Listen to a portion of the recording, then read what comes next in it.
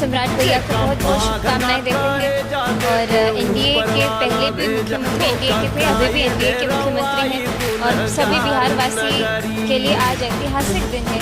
और बिहार जिस प्रकार पिछले 15-20 साल से प्रगति की ओर अग्रसर है, आगे भी उसी का अनुसरण करेंगे। और माननीय मुख्यमंत्री श्री नीतीश कुमार जी, उनके साथ ऑलरेडी ये मुख्यमंत्री शब्द बाय डिफॉल्ट जुड़ा हुआ है।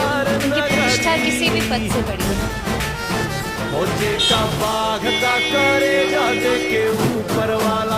आज माननीय शिवराज सिंह चौहान जब बोल रहे थे, उसमें उन्होंने ये कहा कि नीतीश कुमार जी के मॉडल को काफ़ी और राज्यों ने अपनाया। और ये हम सभी बिहार वासियों के लिए बहुत गौरव की बात है कि हमने एक ऐसा मुख्यमंत्री देखा है। मैं जब से मेरी सूझबूझ हुई, जब से मैंने भाषा बोलनी शुरू की, तब से मैं मुख्यमंत्री जी नीतीश कुमार जी को देखा है। और आज बिहार के लिए एक ऐतिहासिक क्षण है। हमें एक नया चेहरा, एक नया मुख्यमंत्री देखने को मिला। बीजेपी के सभी कार्यकर्ताओं के लिए आज बहुत ज़्यादा गौरव की बात है, खुशी की बात है। सभी लोग बहुत उत्साहित हैं।